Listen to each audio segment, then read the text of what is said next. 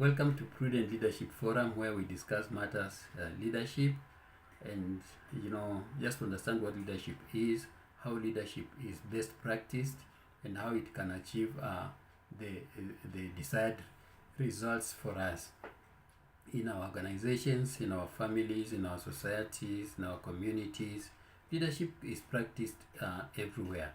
It's not necessarily positional, and therefore, and also leadership has varied or is influenced by, the definition of leadership is influenced by many factors, ranging from world affairs, politics, perspectives of the discipline within which leadership is studied, and also leadership has kept evolving, or the definition of leadership has kept evolving,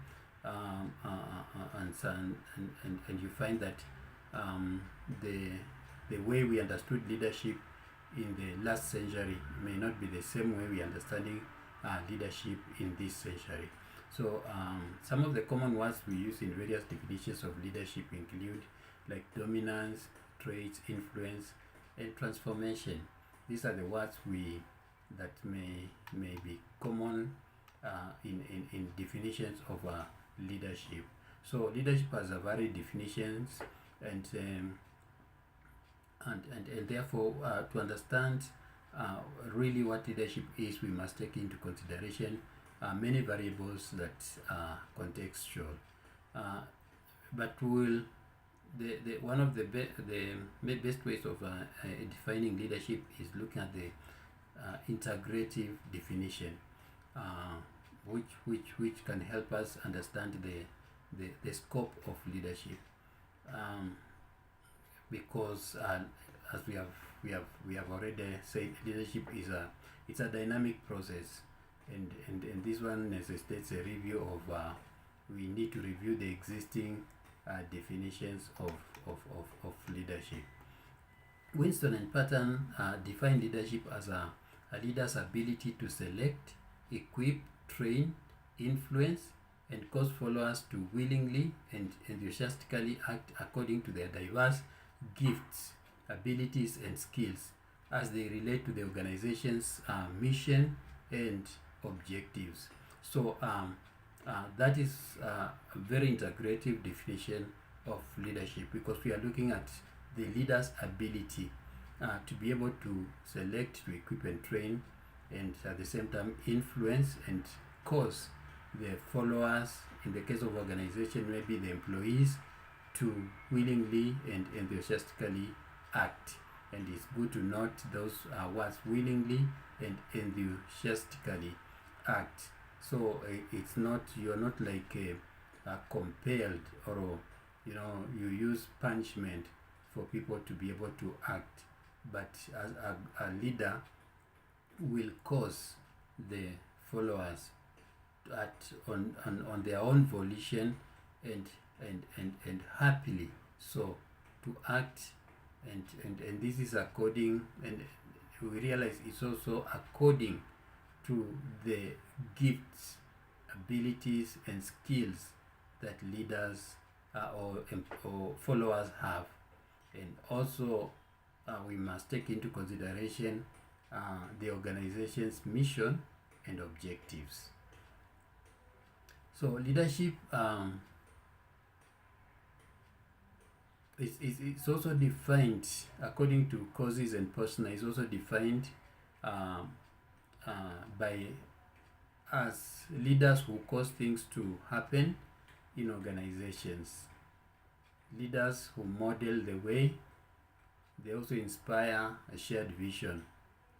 They challenge the process, and they also enable others to act, and they encourage the heart to be able to act. So that's another understanding of what leadership is. It's a place where leaders cause things to happen in organizations. That's one. They also model the way for their followers. They inspire a shared vision, or the organization's vision, and they are also ready to challenge the process. That means they have innovative mind or creative mind to be able to say how best can we do what we are doing. They also enable others to act. It's very key to understand that aspect of enabling others to act. Maybe as we go along, we'll be able to know how do we enable others to be able to act. Yeah, and that is some of the definitions of leadership. But the other thing about leadership is that it's a relationship. Leadership is a relationship. It is a relationship between those who aspire to lead and those who choose to follow. So there must be leaders and there must be followers, and between these two there must be a quality relationship. So the quality of such relationship is actually what matters most in getting extra things done. And you would want to maybe ask why some organizations do better than the others under the same circumstances or under the same environment. It could just be the issue of leadership, and it could be the issue related to the quality of relationship between the leader and the follower, and that's what would make some organizations get extraordinary things done, things that other organizations are not able to do. So it's important to understand that leadership is a relationship. We had already said that leadership is not positional. It is not exclusive.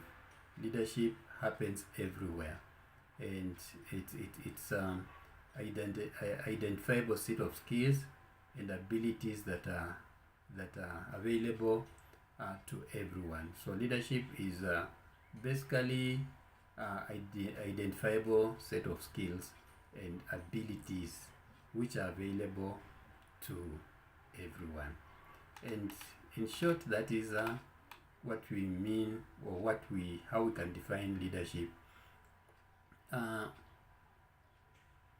Just to note also, because we are just doing introductory part of many things we are going to learn on leadership, but it's also good to just understand that it's true of the contemporary organizations where leadership structures moved from being vertical to horizontal. That means organizations are moving from the top-bottom style of leadership or structure and moving to horizontal style of or structure of leadership. What it means is that organizations are moving from the big man syndrome and embracing a more relational approach to leadership. And just important to note that one. And finally, just on the understanding or definition of leadership, Nothouse defines leadership as a process whereby an individual influences a group of individuals to achieve a common goal. And I wanted to bring this because we have talked of some of the words we use in defining leadership is influence, and therefore, as Nothouse defines, leadership is a process where an individual influences a group of individuals to achieve a common goal. And very important to take note of some of the terms that our keywords that are used there. One, it's a process. Two, it involves an individual. It involves influence, and it involves a group of individuals, and finally it involves a common goal, or common goal. So that is how we can define leadership at this point.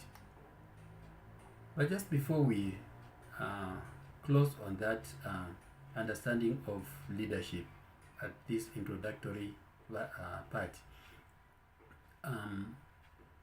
do you think one can be a leader without followers? It's not possible. For one to be called a leader, or to call themselves leaders, they must have followers or constituents. Otherwise, what would you be leading? So then that means it's important also to look at what is followership.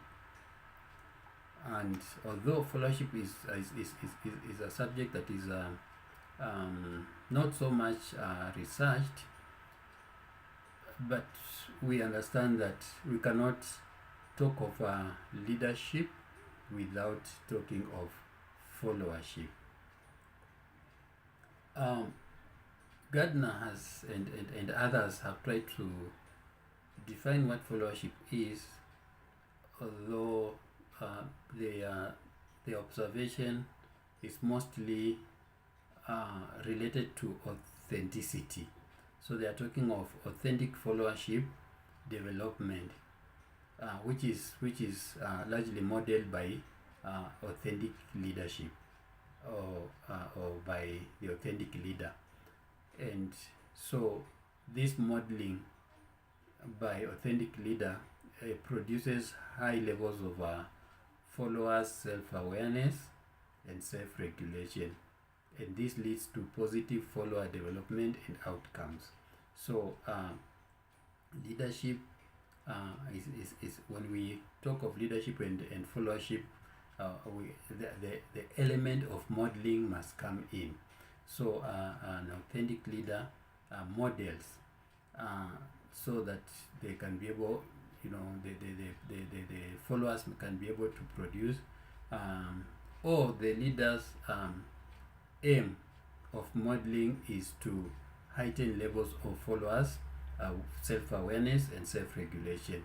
And when this is achieved, it leads to positive follower development and outcomes. So some of the desired outcomes set to emerge from leader-follower relationship include high levels of, and it's very important to note this one, that the outcome that is likely to emerge from leader-follower relationship includes high levels of trust, engagement, and well-being. Very, very important to take note of that. Therefore, followership process can be considered as a product of authentic leadership development. So when we have authentic leadership development, and then what comes out is followership process. One cannot talk about leadership without talking about followership. We have established that one, and therefore the two processes are symbiotic in nature. Causes and Posner, they argue that you can't do justice to leadership without also talking about what constituents want. In other words, a person with no constituents is not a leader, and leadership is a dialogue, not a monologue, which means both the leader and the follower must be present. So when we discuss matters of leadership, or where leadership is taking place, the two must be present. The leader and the follower, they must be present. So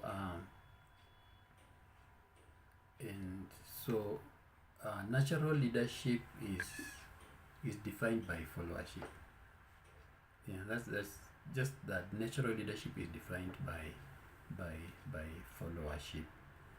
And therefore today, that's what we talk about as we just begin the many sessions that we'll be doing on leadership and the best practices of leadership.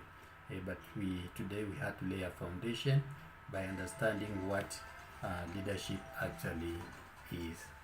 Thank you.